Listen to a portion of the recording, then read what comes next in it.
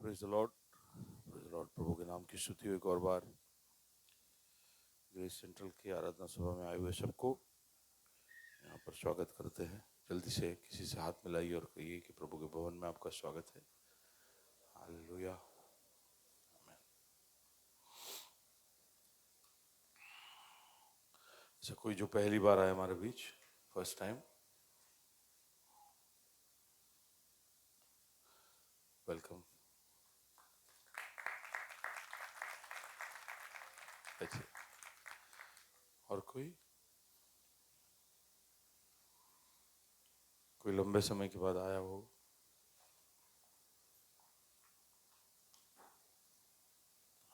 Welcome welcome. Is that you, Stanley? Stanley, please sit down. Oh, Steve, you are also there. Okay, welcome. You are now with एक नए member को भी लेके आए हैं Steve, और उसके परिवार के साथ आए हैं। Welcome welcome Steve, please.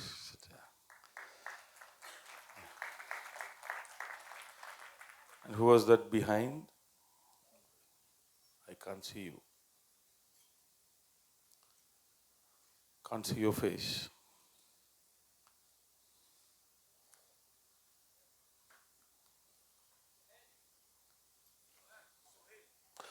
Sohail. Sohail. Mayur's friend? No, okay, coming after a long time. Okay, please, welcome, welcome. Okay. आज शाम को यहाँ पर एक खास क्रिसमस आउटरीच प्रोग्राम होगा, और मेरे ख्याल से कई सारे लोग इसलिए नहीं आए कि भी 2 बार कौन आएगा। और शाम को तो रौनक ज़्यादा रहेगी तो हम उसमें आएंगे, और सुबह थोड़ा ठंडी ज़्यादा है तो कंबल का मज़ा थोड़ा और ले लेते हैं। कुछ भी कारण हो सकता है, लेकिन जितने भी लोग आज यहाँ पर आए, आप सबका यहाँ पर हम स्वागत करते हैं। आइए बाइबल ऐलान करते हैं और प्रभु के वचन की ओर जल्दी से जाते हैं।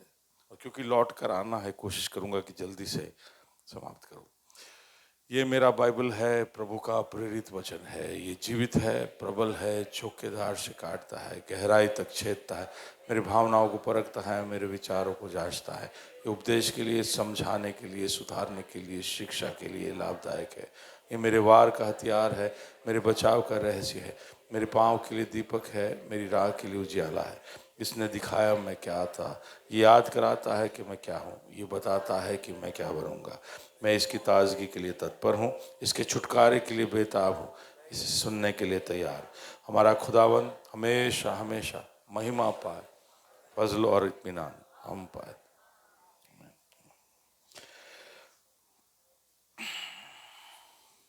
कोशिश यही है कि 2 और हफ्ते ही उड़ाऊँ मैं उकाब को।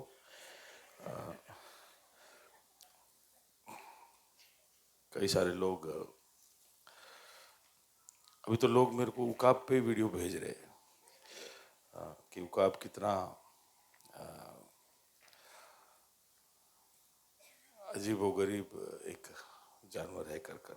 कुछ बहुत ही रोमांचक बातों को देखने का मौका मिला।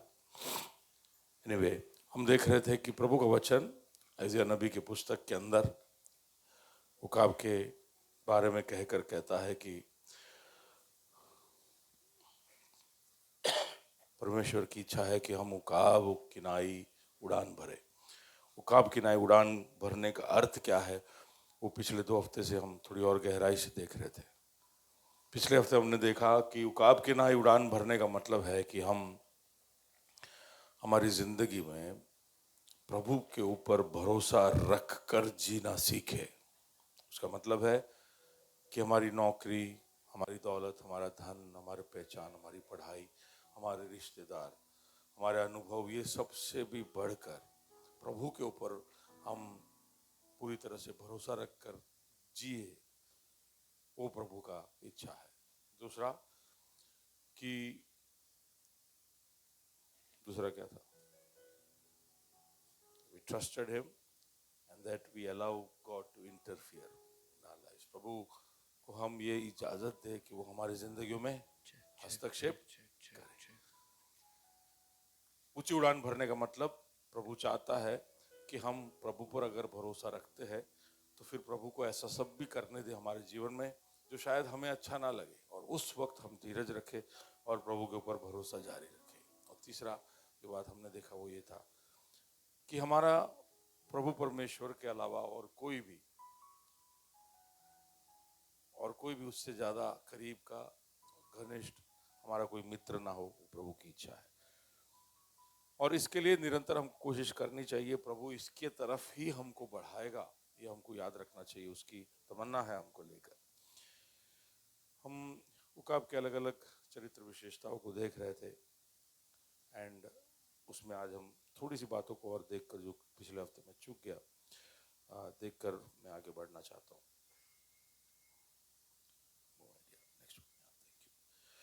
कुछ और बातें उकाब की खास जो मेरे ध्यान में आई, एक तो कि जो उसका शिकार करने का तरीका है और उसमें जो उसके चुनाव है। इसके जैसे ही उकाब ऊंची उड़ान भरने वाला एक दूसरा एक पक्षी है गिद्ध। ये साइज में भी कई बार उकाब से बड़ा होता है और कभी कभी उकाब से भी बड़ी ऊंचाई पे उड़ लेता है। हालांकि बहुत समय उस उड़ान उकाब की जितने समय तक वो नहीं रह सकता, लेकिन उसके जिंदगी को हम जब हम देखेंगे, कि उसके जीवन शैली को हम देखेंगे, तो हम ये जान सकते हैं कि गिद्ध जो है वो मरे हुए जानवरों के लाश के ऊपर जिंदा रहता है। यानी वो ऊपर जब उड़ान भर रहा होता है तो नीचे मरी हुई चीजों को ढूंढ रहा होता है, और वो फिर आराम से पूरा उसका जो झुंड है वो उड़कर नीचे उस जानवर की तरफ, लाश की तरफ आता है और उस मरी हुई वस्तु पर वो जिंदा रहता है। तो वो है गिद्ध की विशेषता। लेकिन उकाब कभी भी मरी हुई कोई वस्तु को नहीं खाता। वापस बोलता हूं, उकाब कभी भी मरी हुई वस्तु को नहीं खाता। उकाब हमेशा जिंदा को पकड़कर खाता है। और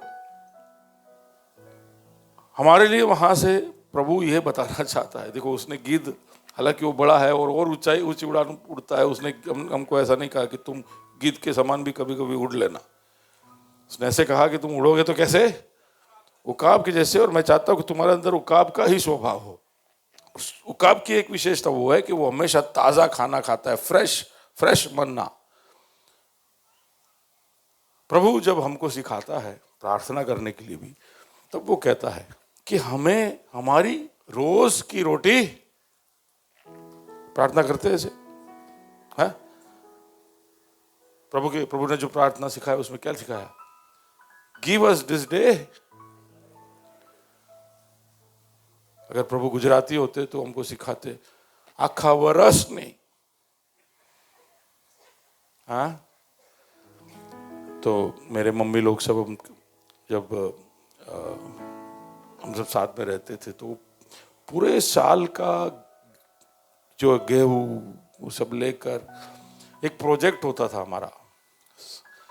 जब दिसंबर नहीं, मार्च अप्रैल में जब गेहूं का फसल कटता था तो फ्रेश बाजार से लेके आओ और दिवेल लेके आओ, और बस हम सब मिलकर दिवेल गेहूं में डालकर उसको मिलाकर डब्बे भर भर कर रखते थे। किसी ने ऐसा सब किया है पागलपन?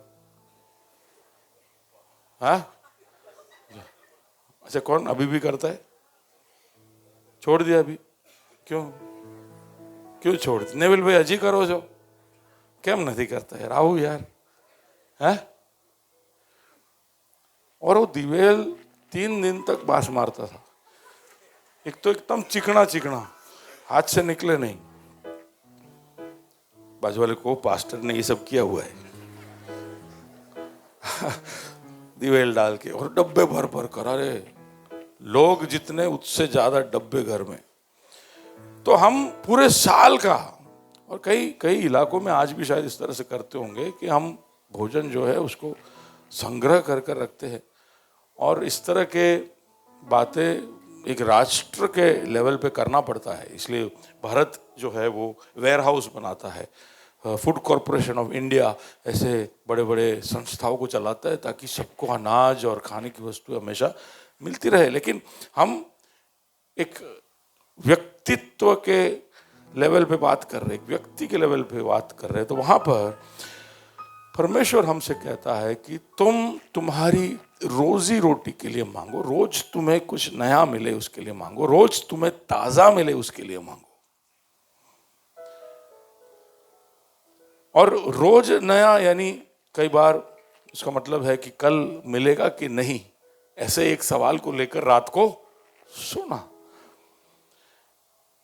आज के दिन आज के लिए मांग लो, ऐसा यीशु सिखाता है। मत्ती 6 और उसका 11 जो हम पढ़ते हैं, जब उसने प्रार्थना सिखाई। चेक। हाँ, हमारे दिन भर की रोटी आज हमें दे।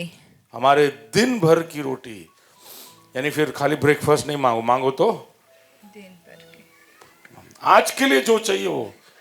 तो मन्ना जब लेने के लिए इज़राइल के लोगों को प्रभु ने आदेश दिया, तब भी इसी तरह से काम। जब वी गो टू एक्सोडस, निर्गमन 16वां अध्याय, उसके 4 से जरा पढ़िए, क्विकली लेट्स रीड। चेक। तब यहोवा ने मूसा से कहा, देखो मैं तुम लोगों के लिए आकाश से भोजन वस्तु बरसाऊंगा और ये लोग प्रतिदिन बाहर जाकर प्रतिदिन का भोजन इकट्ठा करेंगे। प्रतिदिन, बाजू वाले को बोलो प्रतिदिन बाहर जाने का। प्रतिदिन बाहर जाने का।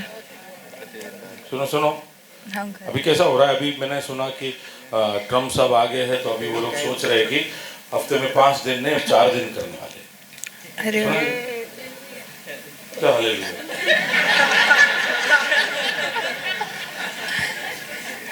प्रभु ने नियुक्त किया है 6 दिन मेहनत करने का।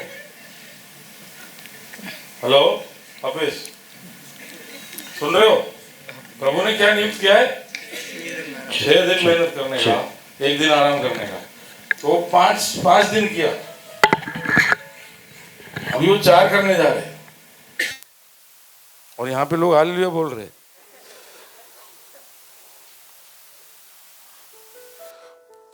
देखो, जब तक हम ये शरीर में है, हमारे लिए ये अनिवार्य है कि हम मेहनत कर कर कमा कर खाए। आदम को जब प्रभु ने वाटिका से बाहर निकाला, तब कहा कि तुझे रोज मेहनत कर कर कमा कर खाना पड़ेगा, नहीं तो तुझे कांटे मिलेंगे। क्या मिलेंगे? कांटे मिलेंगे। कांटों को हटाने का एक ही तरीका है, मजदूरी और मेहनत। इसलिए हर यहाँ पर बैठा हुआ देखो, हमको नहीं पसंद है, हमको नहीं पसंद है हमारे शरीर को कूटना, हमको मुश्किल में जाना, तकलीफ में से होकर गुजरना। वो सोच के ही हमको स्ट्रेस हो जाता है कि नहीं? तो काले मेहनत करो। रविवार रात का सबका हालत कैसा होता है? हाँ, रविवार रात को कैसा होता है? आधे लोग तो डिप्रेशन में होते हैं, फ्राइडे को एकदम एक्साइटमेंट, और रविवार रात को कि यार कल ऑफिस जाने का, कल मेहनत करने वापस जाने का। वी डोंट लाइक इट, हमको नहीं पसंद है मेहनत करना। लेकिन प्रभु का वचन कहता है कि हर दिन तुम बाहर जाकर, ऐसे ही लिखा, वापस पढ़िए, निरंतर प्रतिदिन, ये लोग प्रतिदिन बाहर जाकर प्रतिदिन का भोजन इकट्ठा करेंगे। तो उसमें कुछ शाणे अंदर से ही ऐसा कोई बड़ा स्पून लेके अंदर से लेने वाले कुछ होंगे, ऐसे खास लोग कि भाई कहीं स्पैम करने वाले। हम तरीके ढूंढने रहते तरीके ढूंढते रहते हैं कि कैसे कर कर हम मेहनत ना करें, प्रतिदिन बाहर जाकर रोज की मन्ना इकट्ठा करें। ओके, फिर और इससे मैं उनकी परीक्षा करूंगा कि ये मेरी व्यवस्था पर चलेंगे कि नहीं। बोलो, आप घर से बाहर निकलकर मन्ना ले रहे हो कि नहीं, उसमें भी प्रभु देख रहा है कि ये मेरी बात मानेगा कि ये मेहनत कर कर कमा के लाएगा कि नहीं। उसके ऊपर भी नजर किसका है? आप सोच रहे थे सिर्फ बॉस देख रहे, छोटी छोटी आज्ञाओं के ऊपर भी कि भाई मैंने अगर कहा है तो ये लोग कर रहे कि नहीं, चलो देखते हैं। हाँ, फिर और ऐसा होगा कि 6वें दिन वह भोजन अन्य दिनों से दूना होगा, इसलिए जो कुछ वे उस दिन बटेरे उसे तैयार कर रखे। अभी 6वें दिन कितना मिलेगा? डबल। 6वें दिन डबल लेने का है, क्योंकि 7वें दिन नहीं बटोरने का है। ये भी आज्ञा है। तो बटोरने के लिए भी आज्ञा है और न बटोरने वाले दिन के विषय में भी प्रभु ने कहा है। तो एक दिन तो प्रभु दे रहा है आराम। हम में से कुछ लोग 7 दिन बटोरना चाहते हैं। हम सोचते हैं, इसलिए प्रभु पर भरोसा करना जरूरी है। हम सोचते हैं कि जब तक कि हम हमेशा मेहनत करते नहीं रहेंगे, हमारे खजाने भरते नहीं रहेंगे। महंगाई कितनी हो गई है, पर 6 दिन मेहनत, 1 दिन आराम प्रभु की ओर से नियुक्त है। वो आराम किसके लिए है? आराम हमारे शरीर को चाहिए, लेकिन उस आराम का मतलब क्या है? हमें सबसे ज्यादा आराम कब मिलता है? हमें सबसे ज्यादा हम आत्मा में, मन में सबसे ज्यादा तसल्ली कब महसूस करते हैं? जब हम हमारे प्यारे लोगों के साथ होते हैं, तब जिसको हम चाहते हैं, जिसके साथ हमारा बहुत गहरा रिश्ता, उसके साथ जब हम समय बिताते, तब हमें सच में आराम मिलता है। हाँ ना? कोई कुछ बोल नहीं रहा, बस सब सोच रहे कौन છે પેલો। બધાને જોઈને ટેન્શન થાય છે। आजकल तो ऐसा हो भी गया है, कोई घर पे आता है टेंशन हो जाता है कि यार હવે કોક લાવવું પડશે ને આ લાવવું પડશે ને તે લાવવું પડશે। हाँ, हमारा दृष्टिकोण ही बदल गया है कि खर्चा खर्चा खर्चा नहीं करना है। हम भूल जाते हैं कि प्रभु ने हमें आराम रिश्तों में दिया हुआ है, नींद में अकेले नहीं। हम सोचते हैं कि आराम सिर्फ नींद के वक्त होता है, लेकिन हमारे रिश्तों के अंदर भी प्रभु हमें तसल्ली और चंगाई और इत्मीनान हमारे अंदर वो भरता, ताजगी हमारे अंदर भरता है। आपके दोस्तों को मिलते हैं तो आप ताजे हो जाते हैं कि नहीं? हेलो,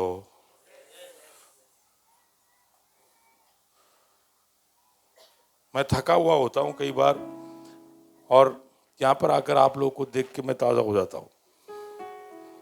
बाजू वाले को बोलो કેટલું જોરદાર ચમત્કાર છે, આપણને જોઈને સાહેબ તાજા થઈ જાય। हाँ, हेलो, जल्दी से किसी का हाथ मिलाओ और कहो कि भाई तुझे देखकर थोड़ा अच्छा लग रहा है। सोनल, बोलो किसी को यार, अच्छा लग रहा है। वो जेम्स भाई को कोई बोलो यार, जेम्स भाई देख के अच्छा लग रहा है यार। हाँ, praise the lord, praise the Lord. आराम का मतलब रिश्तों में भी आराम। इसलिए रविवार के दिन कोशिश करना चाहिए कि थोड़ा समय निकालकर हम एक दूसरे को भी मिलने के लिए, जरूरी है एकांतता, जरूरी है अकेले में आराम करना, लेकिन जरूरी है रिश्तों में भी आराम पाना। और सबसे जरूरी काम रविवार को जो हम सबसे पहले रिश्ते को अहमियत देते हैं, वो है प्रभु की उपस्थिति में आना। इसलिए आराम के दिन, 7वें दिन, सबसे पहले हम प्रभु के पास आते हैं, क्योंकि हम ये ऐलान कर रहे हैं कि प्रभु सबसे बड़ा आराम तो तुझ में है। हालेलुया। इसलिए मैं बाकी सब छोड़कर यहाँ पर आता हूँ। मैं यहाँ पर आकर तेरी उपस्थिति, आराधना में और संगति में और वचन के द्वारा सब जब महसूस करता हूँ, तो मैं अंदर से अगले हफ्ते के लिए और कई सारे हफ्तों के लिए ताज़ा हो जाता हूँ। हालेलुया। होता है कि नहीं? तो 6ठे दिन दुगना लेने का इजाज़त प्रभु ने दिया, लेकिन बाकी 6 के 6 दिन ताज़ा लेने के लिए प्रभु हमको कहता है। तो उसका मतलब है कि रविवार को आपने प्रचार सुना है, तो वो सोमवार के लिए, हेलो, सोमवार को क्या चाहिए आपको? क्या चाहिए? देखिए, प्रभु ने इसको एक बहुत ही अच्छे मिश्रण में रखा है। इसलिए हम ऐलान करते हैं, क्या करते हैं? ये मेरा बाइबल मेरे पांव के लिए दीपक है और मेरी राह के लिए, सुना है? वापिस उसके बारे में सोचो जरा। ये मेरा बाइबल मेरे पांव के लिए दीपक है। पांव की तरफ देखिए, मेरे पांव के लिए दीपक है और मेरी राह के लिए। तो प्रभु का वचन दोनों चीजों को संभाल रहा है। पूरे रास्ते में लाइट दे रहा है, और आप जहां पर कदम रख रहे हो वहां पर भी आपको उजाला दे रहा है। तो हो सकता है कि रविवार को आप सुन रहे हो, या कभी भी आप जब सुनते हो, तो वचन कभी कभी उस राह के उजियाले के जैसे आपके ऊपर चमकेगा। कई रास्तों को कई दूरी तक के लिए वो प्रकाशित कर देगा। लेकिन उसका मतलब ये नहीं है कि बस मैंने सुन लिया, अब मेरे को राह पता चल गया। राह तूने मुझे दिखा दिया, मंजिल का पता बता दिया, अब बाइबल पढ़ने की जरूरत नहीं। अकेला अकेला मैं बढ़ता रहा। हेलो, राह दिखा दिया, मंजिल देख लिया, पत्ती की बात, चलो अब कॉन्फिडेंस आएगी चाहे।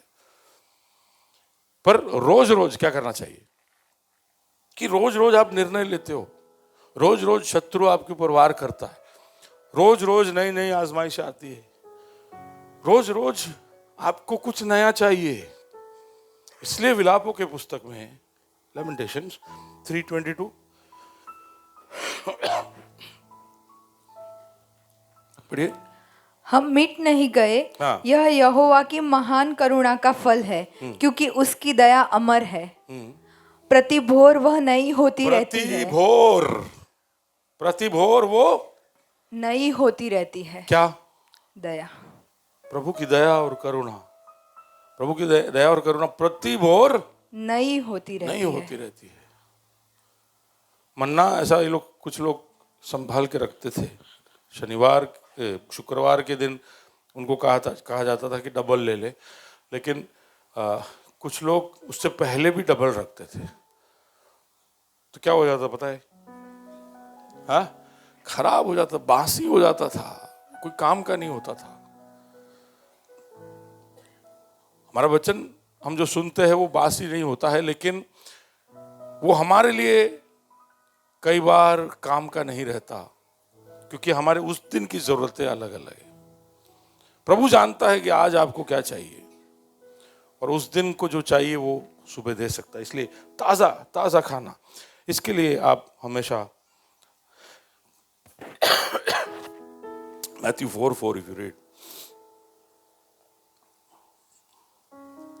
मत्ती 4:4 कहता है, यीशु ने उत्तर दिया, लिखा है, मनुष्य केवल रोटी ही से नहीं परंतु हर एक वचन से जो परमेश्वर के मुख से निकलता है जीवित रहेगा। तुम्हें जीवित रहना है तो हर एक वचन को लेते हुए आगे बढ़ते रहना पड़ेगा। तुमको प्रभु के वचन से तुम्हारे लिए ताकत लेनी पड़ेगी, रोज नया नया लेना पड़ेगा। इसलिए इसको आपके जीवन का एक नियम बनाना जरूरी है। और अब उकाब भी हो, उकाब ताज़ा खाता है और उसको उसकी जरूरत है। क्यों नहीं कर पाते हम? क्यों कई बार ये नहीं कर पाते? केवल सबसे बड़ा कारण कि हम ये नहीं करते, हमारा आलस है। आलस है कि नहीं यार आज नहीं, मूड नहीं, आज ये नहीं। हम बहुत ही मूड या हमारे जज्बातों के द्वारा हमारी जिंदगियों में निर्णय लेते हैं। अभी हमें कैसा लग रहा है वो उसके आधार पर हम निर्णय लेते हैं। और इसलिए हम में से कोई भी सेना में नहीं गया, पुलिस में नहीं गया। કેમ नहीं गया भाई जिग्नेश? કેમ नहीं गया તમે સેનામાં? સમીર ભાઈ તમે કેમ ના ગયા? તમે તો આમ એકદમ સોલિડ માણસ છો। હે 6 મહિનાની આ એનસીસી કરીને છોડી દીધું, કેમ ભાઈ? પણ તમે તો આટલા સખ્ત માણસ છો। હે શું થયું એનસીસીમાં? શું થયું? ના ગમે રૂટીન?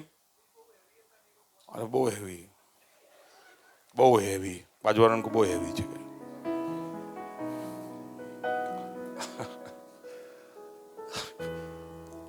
रूटीन सब इतना हैवी है, जो नियम है वो सब इतने कड़क है। मेरा एक भाई था आर्मी में, बोलता था कितने बजे सो, उससे कोई मतलब नहीं है, सुबह 5 बजे उठ जाना पड़ता है। 8 बजे 5 बजे उठकर सीधा मैदान में आकर लेफ्ट राइट करवाते। हम तो नींद में से उठते, लेफ्ट किधर राइट किधर नहीं मालूम, सोच रहे होते किधर है। ये शुरू आधा घंटा पौना घंटा बराबर पूरा सुबह तो हम एनर्जी कंजर्व करते हैं। हमारे एनर्जी को हम कैसे जाते हैं? चलते चाय की तरफ।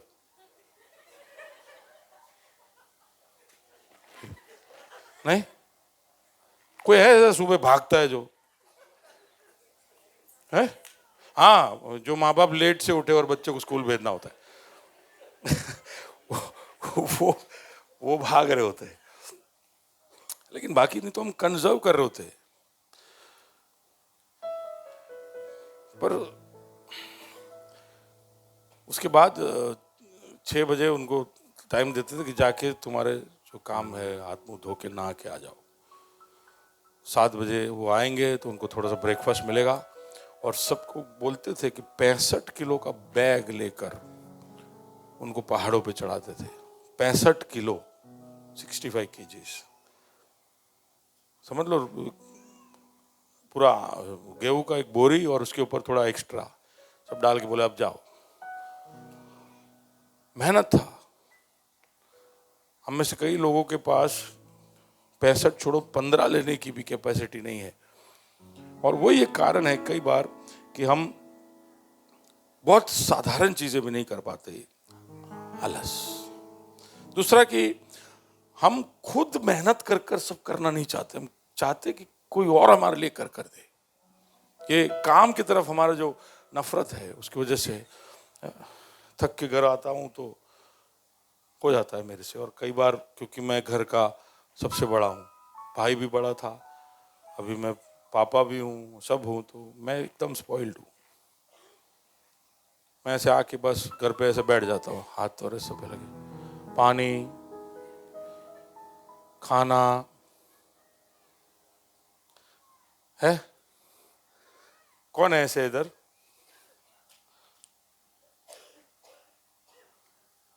नहीं, कोई दिखाना नहीं, सब हंस लेना।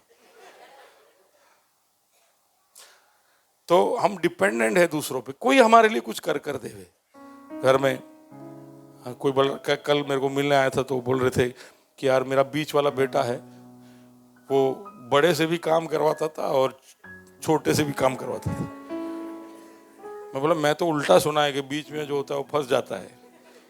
बोला नहीं, ये शाना था। बोले भाई तू लेके आ, बहन तू लेके आ कर बोले ये एकदम। लेकिन बोले प्रभु का न्याय बहुत खतरनाक है। बोला क्या हुआ? बोले उसको बीवी बहुत पढ़ी लिखी मिली, अभी सुबह उठ के झाड़ू से लेकर सब वही करता है।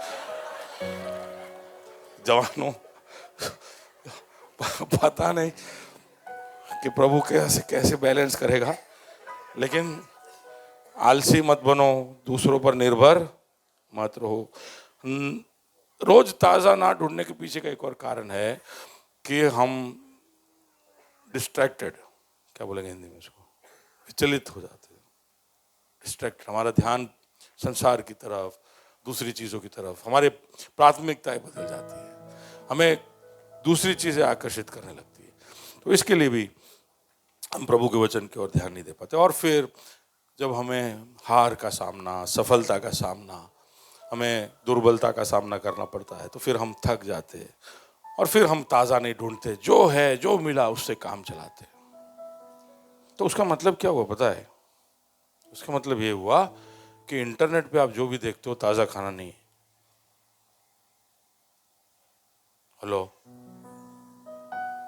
आप देखते हो तब आपके लिए ताज़ा होगा। हेलो, हो गया ना, एक दुविधा हो गया कि नहीं? इंटरनेट पे जो आप देखते हो वो कम से कम कुछ घंटों पहले रिकॉर्ड हुआ है, तो वो ताज़ा नहीं है। ताज़ा वो है जो आपको एकदम ऐसे मिले। इसके लिए बोलते चर्च में आओ, इसलिए बोलते हैं कि आप खुद प्रभु के सामने बैठ के पाओ, ताज़ा पाओ। ताज़ा उकाब हो तो ताज़ा मिलेगा, उकाब हो तो आपकी आंखें देख लेगी, उकाब है तो आप बड़ी गति के साथ उस ताज़ा खाने की तरफ जा पाओगे, आप झपट पाओगे। आपके पंजे इतने मजबूत है कि आप उसको उठा लोगे, आपके चोंच में इतनी ताकत है कि उसको आप नोच लोगे। Okay, next. तो उकाब जो है वो ताज़ा खाना खाता है। दूसरा, जब वो शिकार करता है तो उसकी एक और खासियत कि वो जैसे ही शिकार को पकड़ता है या कभी भी कोई भी युद्ध में जाता है, शिकार उसके लिए एक युद्ध है, समझिए। तो अगर वो मछली पकड़ रहा है तो उसके लिए शायद वहाँ युद्ध नहीं है, क्योंकि मछली बिल्कुल बेचारा कुछ नहीं कर सकता। लेकिन हो सकता है कि कभी कभी कोई भयानक जानवर को पकड़े, उकाब कभी कभी जैसे लोमड़ी को पकड़ लेता है, या उससे भी ताकतवर कोई बकरी को पकड़ लेता है। तो उस वक्त जब वो पकड़ ले तो उसको वहां पर ही रख नहीं सकता है, उसको तुरंत ही उकाब क्या करता है, उसको वहां से उठाकर हवा में ले जाता है, हवा में उठा लेता है उसको। कभी कभी वो सांप को पकड़ता है, और सांप को जैसे ही वो पकड़ता है, वो उसको पता नहीं होगा शायद जहरीला है या नहीं है, पर जैसे ही वो सांप को पकड़ेगा वो तुरंत ही और हाइट पकड़ेगा। क्या कर रहा है पता है आपको? बाजू वाले को बोलिए, युद्ध के मैदान को बदल रहा है। सुन रहे हो? युद्ध के मैदान को बदल रहा है। सांप एक ऐसा जानवर है जिसको आपके ऊपर हमला करना हो तो जमीन पे होना जरूरी है, क्योंकि उसका बनावट ही ऐसा है कि वो जब तक जमीन पे नहीं रहता तब तक वो कुछ कर नहीं सकता। और उकाब को ये मालूम है, इसलिए वो लड़ाई का जो जमीन है या जो मैदान है, युद्ध मैदान है, उसको वो बदल देता है। Changes the realm of the battle. ये हमारे लिए एक सूचक है। तो जब भी शत्रु हम पर प्रहार करे, वो शायद कोई लालच के द्वारा हो, फुसलाव के द्वारा हो, कुछ बहकाने के द्वारा हो, कुछ परीक्षाओं के द्वारा हो, जब जब वो तुम्हें आकर्षित करे, या वो आपके ऊपर बड़ा तीव्र हमला करे कि आपके ऊपर कोई बीमारी भेजे, कोई ऐसी तकलीफ भेजे जो आपको बिल्कुल मजबूर कर दे, तो आप अब युद्ध के मैदान में आ गए और वो आपके सामने आ गया है। तो अब आपके पास, अगर आप उकाब हो तो आपके पास क्या तरीका है? क्या करोगे आप? क्या करोगे? बोलिए। हाँ, युद्ध का भूमि।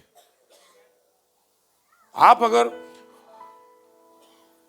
ऑफिस में हो, घर में हो, कहीं पर भी हो, आपके ऊपर जब अगर शैतान कोई भी तरह का प्रहार करे तो आप युद्ध का भूमि कैसे बदलोगे?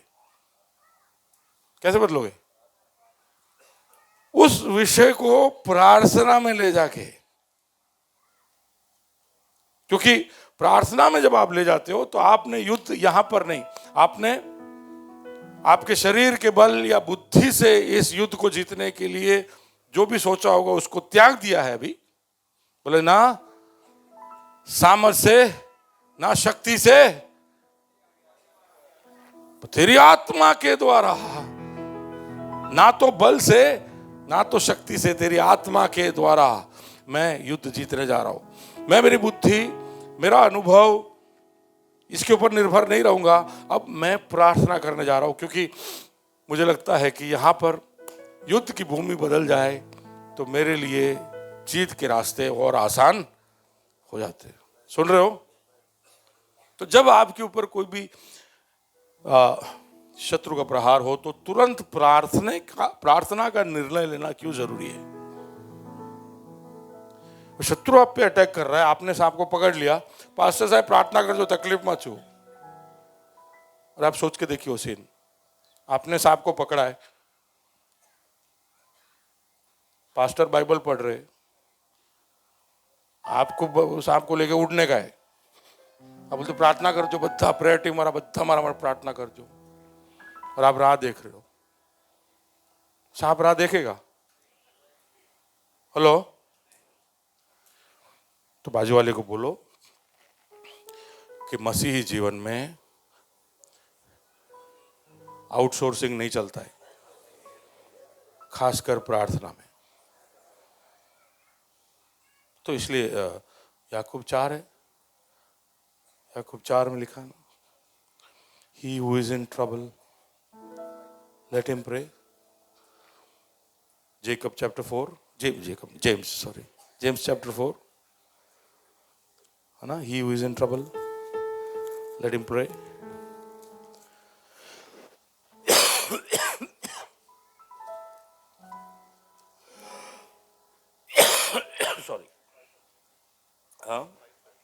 5 में है? No no no no no, not 5:13.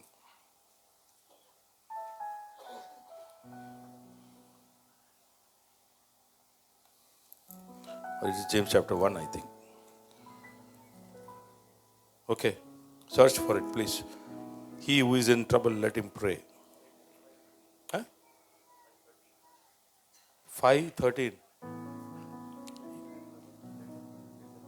Okay. Oh, I thought it is the verse where it says, any sick among you. No, okay. So it is 5:13. Yeah. पढ़िए जरा. James 5:13. यदि तुम में से कोई दुखी है हाँ, तुम में तो से कोई? वह प्रार्थना करे। तुम में से कोई दुखी है दुखी है तो वह प्रार्थना करे। वो परलिन को फोन लगाए, है ना? परलिन परेशान कर देते नहीं? परलिन बोले यार मेरे को मेरा काम भी नहीं करने देते. हाँ, सुनो, तकलीफ आए तो क्या करना है? पास्टर को नहीं फोन लगाना है, वो सब बाद में करना है. उड़ने के बाद, थोड़ा खंखेड़ने के बाद, थोड़ा सांप बेभान हो जाए उसके बाद, पास्टर साहब सांप ने पकड़े लू है, मेरा मदद कर जो. पर कई बार आपने प्रार्थना में विषय को उठा लिया होगा तो जो आपका, हम सब फिर यस, आप यस यस करके ऐसे सपोर्ट कर सकते हैं. आप जो कर रहे हो उसके पीछे हम आमीन बोल सकते हैं. लेकिन युद्ध के मैदान को बदलने का उत्तरदायित्व किसका है? जो युद्ध कर रहा है उसका है. तो आपके, इसके पहले भी मैंने बोला कि उकाब को अकेले उड़ने का आदत प्रभु इसलिए डलवा रहा है क्योंकि जिंदगी की कई सारी लड़ाइयां हमको अकेले ही लड़नी पड़ेगी. भले यहां पर अभी आपको बहुत सारे लोग दिख रहे हैं, इसमें से कई सारे आपके दोस्त थे, आपके हमदर्द थे, आपके परेशानी के समय में शायद वो आके खड़े भी रहेंगे आपके साथ, लेकिन फिर भी वो खड़े ही रह सकते हैं. अस्पतालों में गए होगा तो आपको पता चलेगा कि कितना बेबसी महसूस करते हैं जब हमारा कोई प्यारा व्यक्ति खाट पर पड़ा हुआ है और वो मदद की अपेक्षा भी कर रहा है लेकिन हम कुछ कर नहीं पा रहे. तो बोल भी रहा है मुझे ये हो रहा है वो हो रहा है, लेकिन हम करें क्या? हम कुछ नहीं कर सकते. ज्यादा से ज्यादा बोलते डॉक्टर कुछ करो, डॉक्टर कुछ करो, डॉक्टर कोई दवाई दो, डॉक्टर कुछ करो. वो बेबसी जहां पर हम कुछ नहीं कर सकते. तो हमारे कितने भी लोग पास में हो, हमको खाली वो मोरल सपोर्ट हो सकता है, इमोशनल सपोर्ट हो सकता है, लेकिन उस परेशानी का हल नहीं हो सकता है. हमें ताकत वो दे सकते हैं लेकिन उपचार उनके पास नहीं है. उपचार कहाँ है? प्रभु के पास है. प्रभु ही है जो हमारे परेशानी में से हमको बाहर निकालेगा. युद्ध के मैदान को इसलिए जल्दी से बदलना जरूरी है. It is a strategy. It is the strategy. या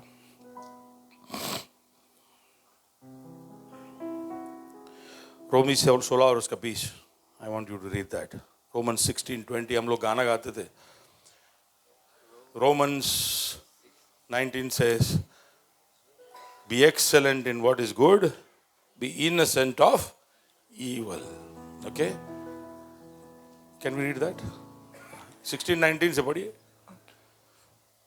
तुम्हारे आज्ञा मानने की चर्चा सब लोगों में फैल गई है. हाँ. इसीलिए मैं तुम्हारे विषय में आनंद करता हूँ. हाँ. परंतु यह चाहता हूँ कि तुम भलाई के लिए बुद्धिमान, भलाई के लिए बुद्धिमान, हाँ, और बुराई के लिए भोले बने रहो. बुराई के लिए भोले बने रहो. या ओके. शांति का परमेश्वर शैतान को तुम्हारे पांवों से शीघ्र कुचलवा देगा.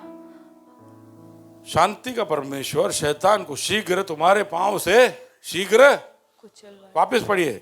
शांति का परमेश्वर शैतान को तुम्हारे पांवों से शीघ्र कुचलवा शैतान को देगा. तुम्हारे, ऐसा लग रहा है कि मेरा है. शांति का परमेश्वर शैतान को तुम्हारे पांव से, ऐसा बोलिए. ओके. हाँ. शांति का परमेश्वर शैतान को तुम्हारे पांव से हाँ. शीघ्र कुचलवा देगा. हाँ. यूसेज जरा ध्यान से पढ़िए. सब लोग देख रहे हो वर्ष. प्रश्नित क्या लिखा है वहां पे? इंग्लिश में लिखा है. आपके पास बाइबल है? बंद है अभी, खोलिए ना. विजय क्या लिखा है उधर? यही लिखा है. देखो मैं पूछ इसलिए रहा हूँ कि आप लोग सब ऐसे बैठे हो ऐसे एकदम अच्छे स्टूडेंट के जैसे, मुझे भरोसा नहीं आप पे। हाँ ना, can you read that again Prashant? And the God of peace will crush will crush will crush Satan under your feet। कुछ प्रॉब्लम नहीं उधर? मैंने वापस ऐसा हो गया कि एंड शिजू the great will crush Satan under Ruel's feet। नहीं ऐसा हो गया कि नहीं? पढ़ो पढ़ो वापस पढ़ो।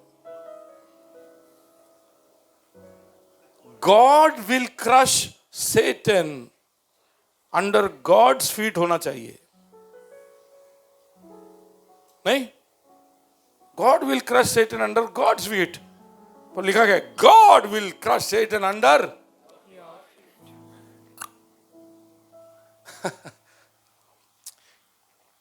बाजू वाले को बोलो सिर्फ पैर देना है। नहीं नहीं समझे कितना इजी है। Just have to give your feet।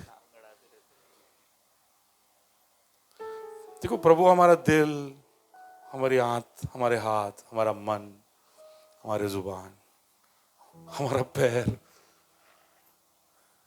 मांगता है। क्यों? क्योंकि इन सब के द्वारा वो हमको ही विजय देना चाहता है, हम सबको ही एक महिमामय परिस्थिति में पहुंचाना चाहता है। God of peace will soon crush Satan under your feet.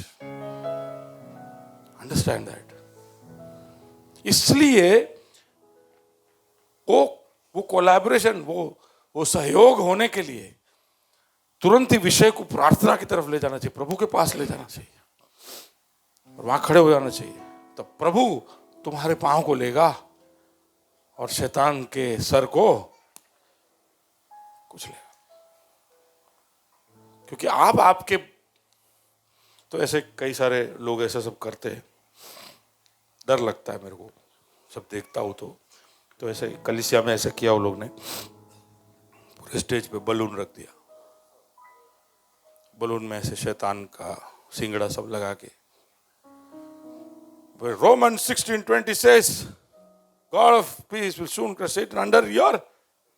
फिर सब लोग आके सब अपने अपने जीवन में जितने भी तकलीफें है, दुष्ट के काम है, उसको याद करते हुए विश्वास से बलून को फोड़ दो, तुम्हारी समस्याएं वहीं पे चूर हो जाएगी।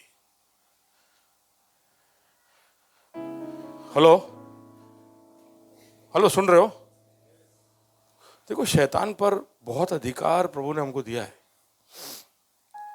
लेकिन दूसरी तरफ हमको यहूदा की पुस्तक के अंदर वही नए नियम के अंदर लिखकर हमको दिया है कि जब मूसा के शरीर को लेकर विवाद हो रहा था शैतान और मिखाएल के बीच में,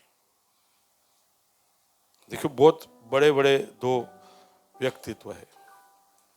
शैतान यानी एक प्रधान दूत है, गिरा हुआ, उसका नाम था लूसीफर। एक तरफ वो है, मूसा का शरीर पड़ा हुआ है, वो मर चुका है। लूसीफर वहां पर उस शरीर पर दावा बोलने आया है, मेरे को ये शरीर चाहिए। प्रभु जानता था कि वो ऐसा कुछ करेगा, मूसा को वापस जान फूकेगा, क्योंकि मूसा बहुत ही अद्भुत एक व्यक्ति था।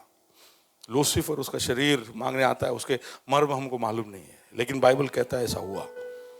तो वो शरीर ना ले इसके लिए मिखाएल वहां पहुंचता है लूसीफर को रोकने के लिए। लेकिन यहूदा का पुस्तक लिखता है कि मिखाएल लूसीफर को कुछ नहीं बोला, सिर्फ इतना ही बोला, the Lord rebuke you. What is it? Hindi में कैसा है? प्रभु तुझे डांटे। प्रभु तुझे डांटे। कौन था मिखाएल? लूसीफर की गिरावट के बाद अब जो कमांडर ऑफ द आर्मी प्रभु के सारी सेनाओं का जो प्रधान है वो है मिखाएल, और वो चाहे तो लूसीफर को डांटता, वो चाहे तो लूसीफर को कुछ भी करता। लेकिन बाइबल हमको कहता है कि किस तरह से मिखाएल पेश आओ, क्योंकि वो एक प्रोटोकॉल है। हम भी शैतान को हराते हैं, लेकिन यीशु के नाम से, सुन रहे हो, हम यीशु में आ गए तो हम कुछ हो नहीं गए। हम यीशु में आ गए तो कुछ कुछ बच्चों को देखा है कितना दादागिरी करते, गेम चल रहा होता है तो क्यों उसका पापा सोसाइटी का चेयरमैन होता है या उसका पापा का मूंछ बड़ा होता है, पता नहीं कोई भी लॉजिक होता है। ऐसे है, देखे बच्चे तुम्हारे सोसाइटी में ज्यादा टनी करते। हम में से कई लोग भी ऐसे ही, बस ऐसे ही टनी, अनुशासन है नहीं लाइफ में, बाइबल पढ़ते हैं नहीं, ताजा खाना खाते हैं नहीं, लेकिन टनी पूरा पूरा है। शैतान को आने तो बोले, देख लेंगे। पर हमारा बल, हमारा जो भी हमारे अंदर हियाव है वो कहां से आता है? मसीह और उसके साथ के रिश्ते से आता है। मसीह के ऊपर हमारा जो निर्भरता है उससे आता है। हमारा विश्वास है, हमारा उसके साथ जो घनिष्ठता है उससे आता है। तो we should let God do the work. प्रभु को करने दो, तुम प्रभु के हाथ में सौंपो, प्रभु तुमको ही जिताएगा। वो तुमको जयवंत से भी, इसके लिए वापस आपको समझाने के लिए, शायद सुना होगा आपने, ये जयवंत से बढ़कर, मेरे को समझ में नहीं आता था जयवंत से बढ़कर क्या होता है। किसी को आता है, समझ में आता है क्या है जयवंत से बढ़कर? रेखा बहन, जयवंत से बढ़कर क्या होता है? सुना है आपने कभी? कहां लिखा है? अरे कम से कम बोलो तो सही, बाइबल में लिखा है। हेलो, आप सुन रहे हो? सुमित, ये लोग सुन रहे हैं क्या? सुन रहे हो क्या? तो तुम जयवंत से भी बढ़कर होंगे। तो मेरे को समझ में नहीं आया, तो एक दिन मैंने एक स्टोरी पढ़ा, मेरे को समझ में आ गया। तो ये भारत का सेना का एक फौजी था, और वो कारगिल के युद्ध में बहुत शत्रुओं को गिराया। विक्रम नाम था उसका, विक्रम द कॉन्करर। और उसको आते भारत का सेना उसको मेडल से भरपूर कर, राष्ट्रपति उसको मेडल देता है। जब वो वापस आता है तो सब लोग उसको कंधे पर रखकर विक्रम विक्रम विक्रम द कॉन्करर उसके घर में पहुंचता है। सोसाइटी में लोग, सोसाइटी वाले सब हार पहना के Vikram the conqueror, Vikram the conqueror. घर पे घुसता है, विक्रम द कॉन्करर। सब चले जाते, भी बोलते है बैठ जा, तो विक्रम बैठ जाता है। विक्रम द कॉन्करर बैठ गया। विक्रम वॉज ए कॉन्करर, उसकी बीवी मोर देन ए कॉन्करर।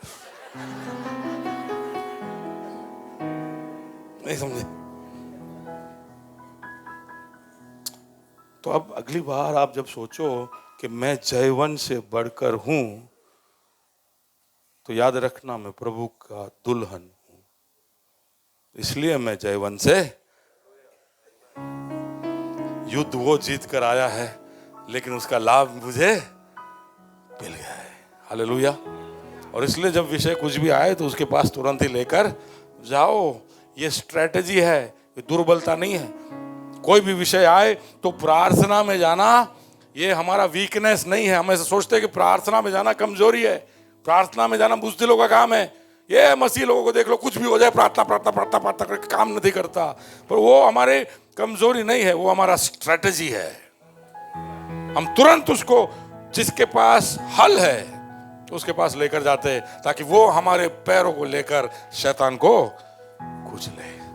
क्योंकि वो शांति का परमेश्वर है। वो नहीं चाहता कि हम अशांत रहे। वो जानता है कि हम अशांत रहेंगे तो हम जो होने चाहिए वो हो नहीं पाएंगे। ओके, या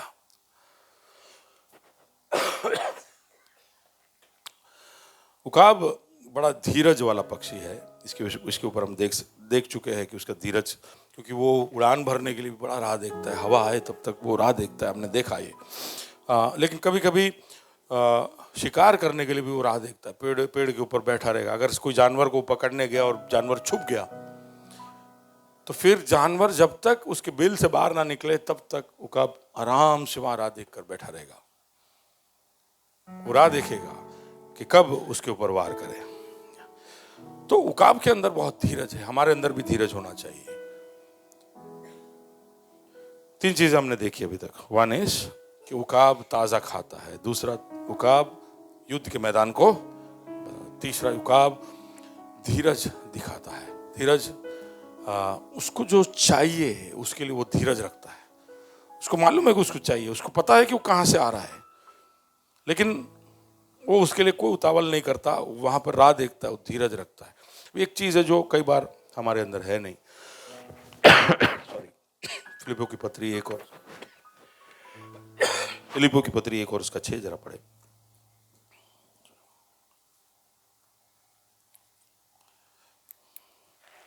मुझे इस बात का भरोसा है कि जिसने तुम में अच्छा काम आरंभ किया है वही उसे यीशु मसीह के दिन तक पूरा करेगा। हाँ, तो आरंभ हुआ है तो चीजों को प्रभु पूरा करेगा। अगर उसने हमारे अंदर कुछ भी शुरू किया है, हमें वादे दिए हैं कि प्रभु तू कि बेटा तू ये करेगा, बेटी तू ये करेगी, अगर तुम्हारे अंदर वो सपना उसने भरा है कि आप ये फलाना फलाना कर पाओगे, तो उसका मतलब है कि वो नए उस अच्छे काम को शुरू करने वाला प्रभु उसको समाप्ति तक ले जाने के लिए आपके साथ और आपके अंदर काम करेगा। इसका मतलब है कि हमें राह देखना पड़ेगा। तो हम कोई भी स्कूल में, क्लास में, ट्यूशन में सब चले जाते हैं तो हम चाहते हैं कि टीचर जल्दी से हमको सारे उपाय बता दे जिससे कि हम परीक्षा में पास हो जाए। लेकिन हर चीज़ का वक्त लगता है, धीरे धीरे कर कर हमको पढ़ाया जाता है, सब चीज़ें धीरे धीरे हमको बताया जाता है और उस समय हमको धीरज रखना ज़रूरी है। Okay, let's move ahead.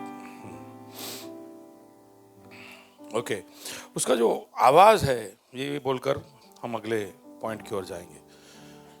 उकाब जो आवाज़ लगाता है बड़ा बड़ा बड़ा क्लियर, बड़ा तेज होता है। आपने उकाब का आवाज़ सुना है?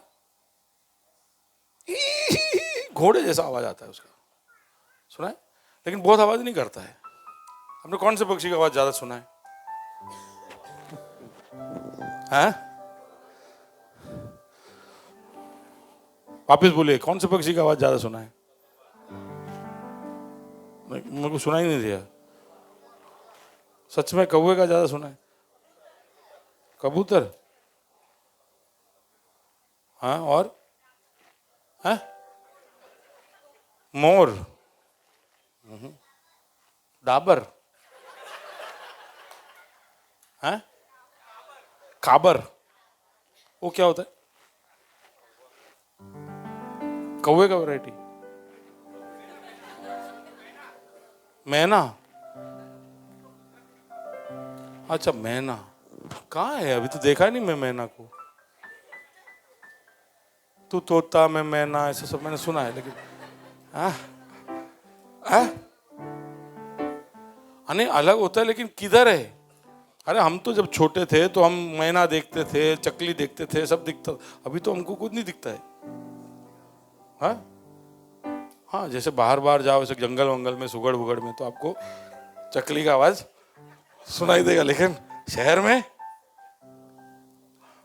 में किसी ने बोला कबूतर और कौवा, ये 2 ही बाकी रह गए। और कबूतर तो पर एक पक्षी है जो खाली खाली आवाज करते रहता है, वो है, पुराने जमाने में वो चिल्लाता था तो लोग बोलते मेहमान आवाज अच्छे। सुना है ऐसा? बोले कौवा सुबह से चिल्ला रहा है, नहीं मेहमान आ रहा है। पता नहीं उसको कैसे पता चलता था। हाँ। लेकिन ज्यादा बोलते रहता है। लेकिन उकाब ज्यादा बोलता, उकाब कभी भी ऐसे। तो अगर आपके बीच में ऐसा कोई है जो ज्यादा बोलता है तो समझ लो आप क्या हो। बिना मतलब हाँ, कुछ भी नहीं, बस बैठो बात करें, मैं क्या उससे कुछ नहीं, तो व्हाट्सएप पे क्या इतना क्या बात करना है? हाँ नहीं, करो करो, बात करो, दोस्ती सब बनाओ, कोई बात नहीं, पर जरूरत से ज्यादा बात आप करोगे। Can get that verse about old wives fables and gossipings, there's that verse.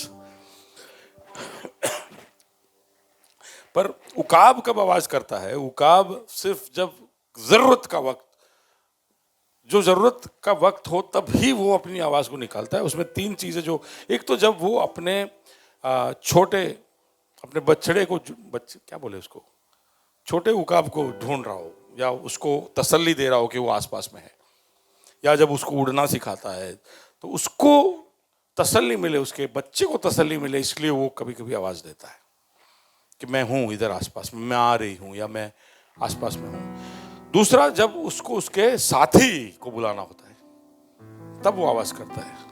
और तीसरा, जब वो अपने क्षेत्र का सुरक्षा करता है, क्षेत्र का सुरक्षा करता है, तो अगर कोई कोई दुश्मन उसके क्षेत्र में आ जाए तब वो चिल्लाता है।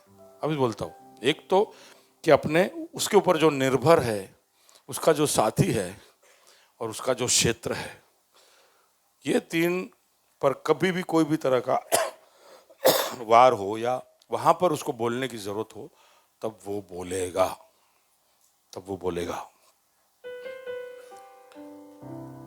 कई बार हमारे बच्चों के जरूरत के टाइम पे हम मुंह खोलते नहीं, कई बार हमारे साथियों के साथ हम बात करते नहीं, कई बार हमारे क्षेत्रों की सुरक्षा हम करते नहीं, पर यहाँ पे तो तुम्हारा बहुत ही क्लियर आवाज होना चाहिए। तो एफएससी उसका, कैन यू गो टू 6, या FSC 6 verse 19, did you get that verse? या ओके, एफएससी 6 वर्स 19 जरा पढ़े। तो पौलुस कहता है, और मेरे लिए भी कि मुझे, पौलुस वहां पर पूरे हथियार समझाता है, प्रभु के हथियार को समझाता है। उसके बाद आखिर में वो कहता है, मेरे लिए तुम प्रार्थना करना, मेरे लिए प्रार्थना करना। क्यों? हाँ,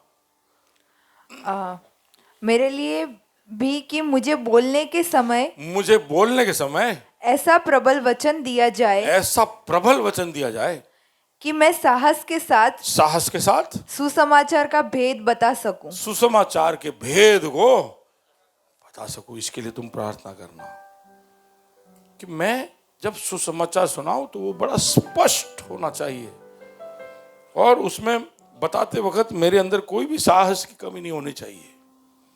डर डर कर नहीं बोलूंगा मैं, मुझे विश्वास है ऐसे में बात करूंगा, बड़े हिम्मत के साथ मैं बातों को रखूंगा। लाउड एंड क्लियर वॉइस, उकाब का आवाज ऐसा होना चाहिए, हमारा भी आवाज ऐसा होना चाहिए। हम जब कभी भी किसी को सुसमाचार सुनाते हैं, शुरुआत के दिनों में तो मुझे बहुत डर लगता था सुसमाचार सुनाने में। तो किसी को मैं यीशु का संदेश बोलता था तो ऐसे बोलता जैसे वो फिनाइल बेचते हैं ना, ऐसे। आपके वहां है फिनाइल बेचने? नहीं, अभी नहीं आते, नहीं, सोसाइटी में माई गेट लग गया है, अब फिनाइल नहीं आता है। लेकिन पहले वो औरतें ना सब बैग भर भर के आती थी, उसमें तरह तरह के फिनाइल उसमें होते थे। बोले आप फिनाइल ले लो, 40 रुपया नीचे। कभी कभी वो लोग डिमो भी दिखाते थे कि इससे साफ करो, वो डिमो का बॉटल अलग होता था, बेचने वाला अलग होता था, ठीक है, लेकिन ये फिनाइल बेचते थे। लेकिन वो फिनाइल जब बेच रहे तो उनके मुंह से ही ऐसा लगता है कि इसके घर पे ये फिनाइल नहीं यूज करती, ठीक है, इसके घर में कोई उसके बोलने में ही कोई कन्विक्शन नहीं है।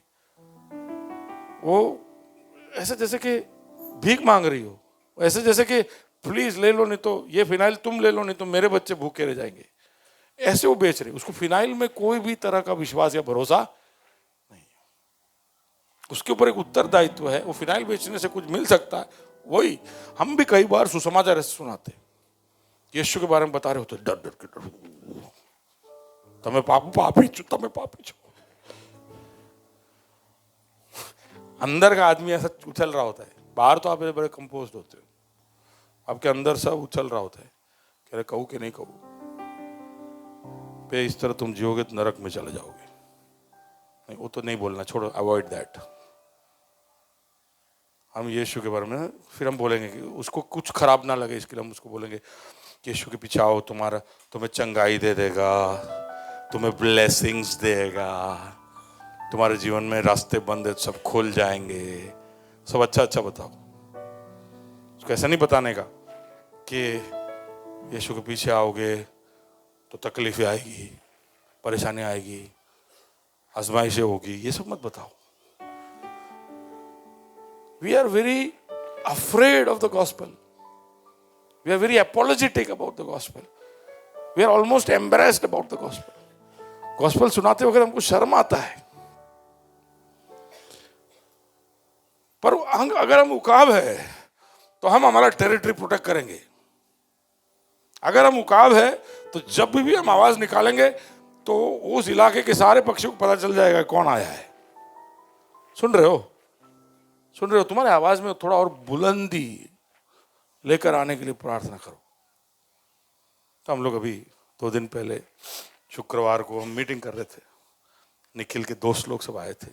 या मैं वहां पहुंचा तो ये तो रेस्टोरेंट में हो रहा है मीटिंग। मैं तो सोचा अच्छा सा क्लोज्ड बैंक्वेट हॉल होगा, चारों बाजू दरवाजे सब बंद होंगे, एसी हॉल में 30-40 लोग आएंगे तो चुपचाप से धीरे से बोल देंगे। वहां पहुंचा तो ओपन रेस्टोरेंट है, उसका छोटा सा भाग हमको दिया है, बाकी में दूसरे लोग खा रहे। पीछे जिम है, उधर लोग एक्सरसाइज कर रहे, इस तरफ टेबल टेनिस का हॉल है, लोग खेल रहे, ऊपर दूसरे लोग खा रहे, स्टाफ इधर उधर घूम रहा है। इसके बीच में सुसमाचार सुनाना है। अच्छा, आए भी ऐसे लोग हैं जिनको ये सुसमाचार की कोई जरूरत नहीं है, वो अपने आप में खुश है, बड़ी बड़ी गाड़ियों में उतर कर आए। और मैं कौन? मैं कौन? मैं कौन? हेलो? थोड़ी देर के लिए तो मैं भूल गया, मैं ढूंढ रहा था नकाब। चुप जाओ, कोई देखे ना, प्रोग्राम कैंसिल हो जाए। फिर वहां पर लोग आने लगे। मैं बोला यार मैं किसके बारे में बोल रहा हूँ? Who am I talking about? Hello, मैं किसके बारे में बोलने जा रहा हूँ? एक ही नाम जो मुर्दों से जिंदा हुआ, एक ही नाम जो आज भी जिंदा है, एक ही नाम जिसने अपने आवाज से हमको उत्पन्न किया, एक ही वो जिसने अपना सारा लहू बहाकर मुझे खरीद लिया, एक ही वो जो हमेशा मेरे साथ रहा, विश्वास योग्य रहा है, मुझे हमेशा मजबूत किया है। उस यीशु के बारे में मुझे बोलना है। इन लोगों को जिनके पास वो नहीं है, फिर खड़े होकर बोलना शुरू कर दिया। बाकी लोग गवाह है। मैं सिर्फ प्रभु पर भरोसा किया और प्रभु कौन है वो याद रखकर बोला। हेलो, प्रार्थना किया मैंने, प्रभु मैं खड़े होने जा रहा हूं, जैसे एग्जैक्टली ये एफिसियंस 6:19, प्रभु स्पष्ट बोलना है और हियाव के साथ बोलना है, मेरी मदद करना। क्योंकि पता नहीं ये लोग कभी दूसरे ऐसे कोई मीटिंग में आएंगे या नहीं, लेकिन प्रभु ने मदद की। यस, वी सॉ, हमने देखा कि प्रभु ने किस तरह से लोगों के जीवन को छुआ। वो क्या निर्णय लेते वो उनके ऊपर है, लेकिन हमारा काम है कि जब हम बोले लाउड मैजेस्टिक कॉल, एक बहुत ही जोर से एकदम राजकीय आवाज को उत्पन्न करना हमारा काम है। फर्स्ट वो 2 टिमोथी, व्हाट इज दैट? ये कलम पढ़ते देन विल क्लोज। कब तो उड़ेगा जनवरी में भी। ओके। पर अशुद्ध और बुढ़ियों की सी कहानियों से अलग रह और भक्ति की साधना कर। Is that's it? No, there's one another thing about gossipings. So उसका आगे से पढ़ो, 1 वर्स आगे पढ़ो। यदि तू भाइयों को इन बातों की सुधि दिलाता रहेगा तो मसीह यीशु का अच्छा सेवक ठहरेगा और विश्वास और उस अच्छे उपदेश की बातों से जो तू मानता आया है तेरा पालन पोषण होता रहेगा। पर अशुद्ध और बुढ़ियों की सी कहानियों से अलग रह और भक्ति की साधना कर। ओके, गॉडलेस मिथ्स या प्रशांत? That reject? Okay. That's it. There's another verse then. There's another about gossipings. Anybody did any search? Fine. Zoom out. No, it's in the New Testament. Okay. Move it. Maybe next time. Yes. Let's zoom out, sir. Yeah. And let's close. Come, the worship team, come forward. उकाब अपने साथी से आजीवन विश्वस्त रहता है, नए नए इलाकों में जाता है. मोल्टिंग रिन्यूअल ये अगली बार हम बताएंगे. या last point. One more. That's it. Okay fine. Okay, तो आज हमने क्या देखा? उकाब ताज़ा खाना ढूंढता है. उकाब किस तरह से शिकार करता है, अपने युद्ध के भूमि को बदल देता है. उकाब कैसे धीरज दिखाता है. और उकाब के एकदम ऊंची और एकदम क्लियर आवाज़ के बारे में हमने सुना. हमारे अंदर, हमारे जीवन के अंदर भी ये सब हम जब सुन रहे हैं ना, तो केवल उकाब की प्रशंसा ना करें, हम देखें कि how can we have this in our lives. Can we go one more point, just one more point to the next one. Not there. अगली बार का पॉइंट इंट्रोड्यूस करके let's me just go forward. Yes, that's one. Eagle's nest. अगला हम जब बोलेंगे तो उकाब के उस घोंसले के बारे में हम देखने जा रहे हैं कि उकाब घोंसला कैसे बनाता है. ठीक है, लेकिन उसका एक बात बोलकर मैं खत्म करूंगा. उकाब हमेशा घोंसला जंगल में बहुत दूर, संसार के सारे चहल पहल से दूर बनाता है. वो उड़ता आसमान में अकेले, वो शिकार करने आता जमीन पर, लेकिन अपना घोंसला बाकी सारे पक्षियों से दूर एक अलगदाई मेंटेन कर अपने घोंसले को बनाता है. उसका घोंसला उसके सुरक्षा का स्थान है. उसका घोंसला उसके बच्चों के सुरक्षा का स्थान है. उसका घोंसला उसके आराम का स्थान है.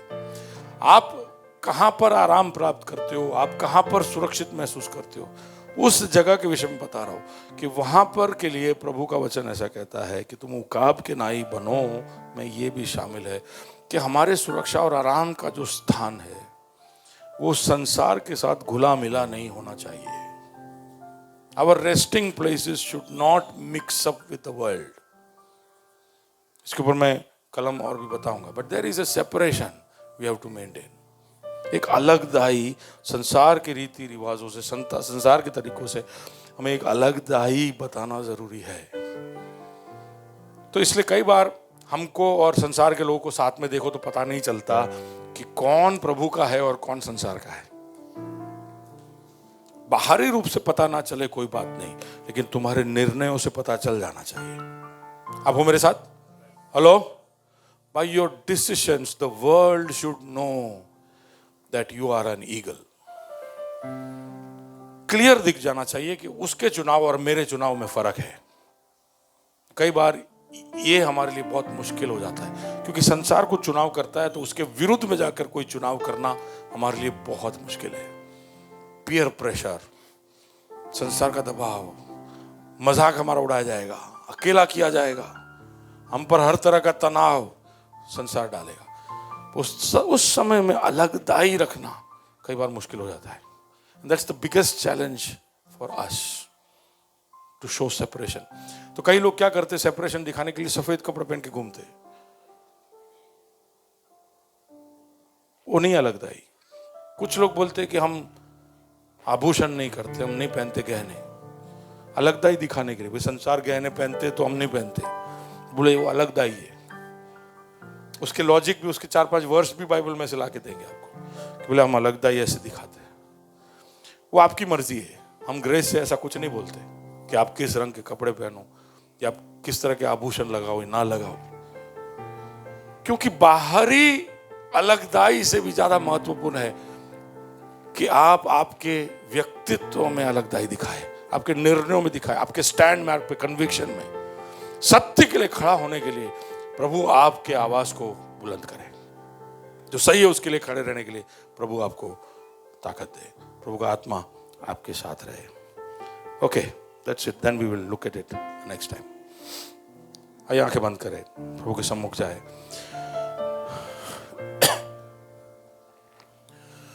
प्रभु जी धन्यवाद तेरे उपस्थिति के लिए। आए हुए सबको तेरे हाथों में सौंपते खुदा। एक क्षण ले हम एक दूसरे के लिए दुआ करें। आपके बगल में जो है उसके लिए प्रार्थना करें। प्रभु मेरे भाई मेरे बहन के लिए हम दुआ करते खुदा, हमारी मदद करना खुदा कि हम ताज़ा खाना तुझसे प्राप्त करें। ताज़ा भोजन हमेशा तो हमारे लिए नया रखता है।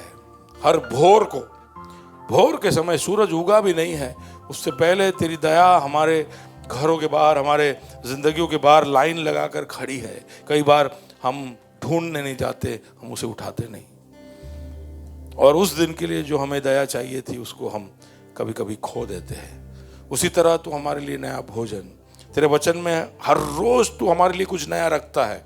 हम सिर्फ बाइबल खोलकर पढ़े तो सही, हम सिर्फ उसका लाभ तो ले। हमारे अंदर गीत का वो स्वभाव हो पुरानी किसी पिटी चीजों के लिए, क्योंकि हमारे अंदर आलस है, क्योंकि हम विचलित है, क्योंकि हम निराश है। प्रभु ये सारे बातों को बदल।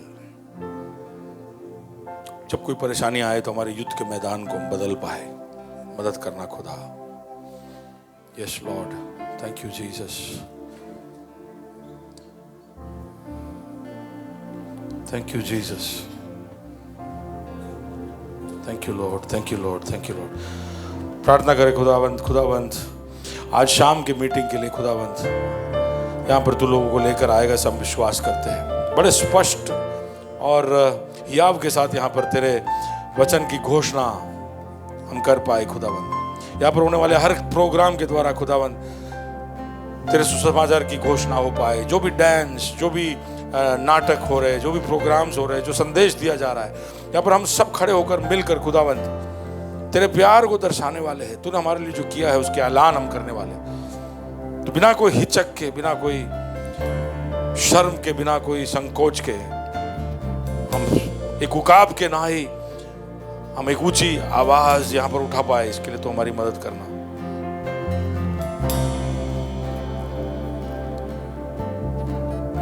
You have a song? You have a song? You have a song? तेरा हित मुझ में हो यीशुआ, तेरी इच्छा मुझ में हो है पिता। तेरा हित मुझ में हो यीशुआ, तेरी इच्छा मुझ में हो है पिता। ओ रूहे पाक बदल तू मेरी हर बात जो है तेरे खिला। हावी हो और कर तू मुझ पे कब्जा, तो मैं तेरा है खुदा।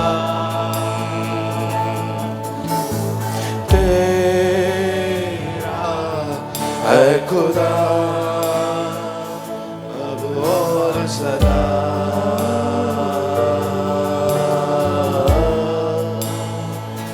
अब और सदा।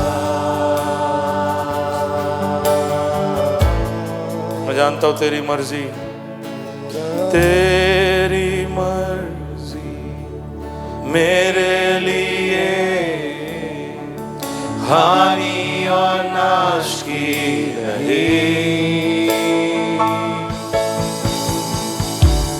तू चाहे सिर्फ भलाई मेरे जीवन में सदा। नदियाँ मुझे डुबा न सके, अग्नि मुझे जला न सके। मेरा हाथ जो तूने थामा है, नदियाँ मुझे न सके, अग्नि मुझे जला न सके, मेरा हाथ जो तूने थामा है, तू कभी ना छोड़ेगा, तू कभी ना ठुकराएगा, जो मेरा है, तू मेरा है, तू कभी ना छोड़ेगा, तू कभी ना ठुकराएगा, तू मेरा है, तू मेरा है,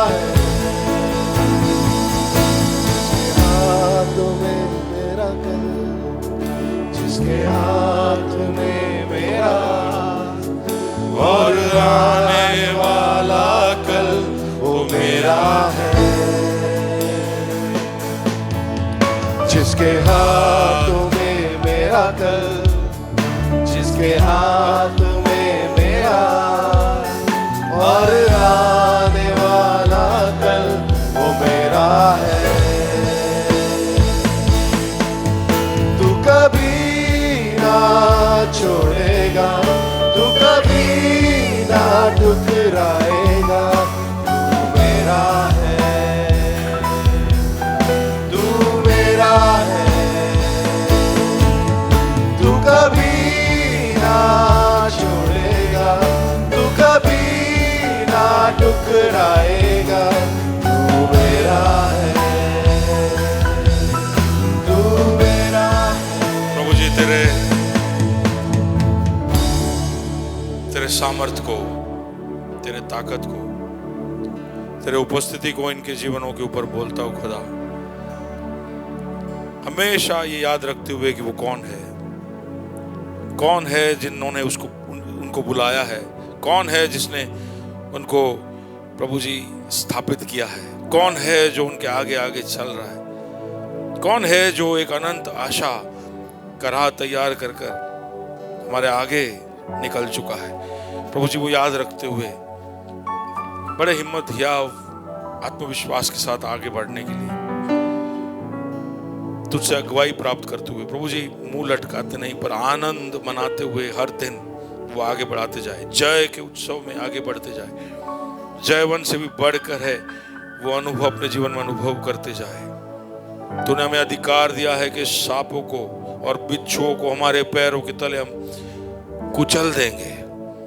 तो उस अधिकार का लाभ उठाते हुए कई बार क्योंकि हम हमारे पैरों को तेरे हाथों में नहीं देते, हम शैतान को कुचल नहीं पाते, हमारे युद्ध हम जीत नहीं पाते। लेकिन प्रभु जी युद्ध की मैदान को बदलने वाले हमको बना। आए हुए सबको प्रभु जी उनको युद्ध को तेरे हाथों में सौंपता हूं। थोड़े और तुझ पर निर्भर होकर ऊंची उड़ान भरने के लिए हम सबकी तू मदद करना। महिमा तू प्राप्त कर, यीशु मसीह के नाम से मांगते हैं।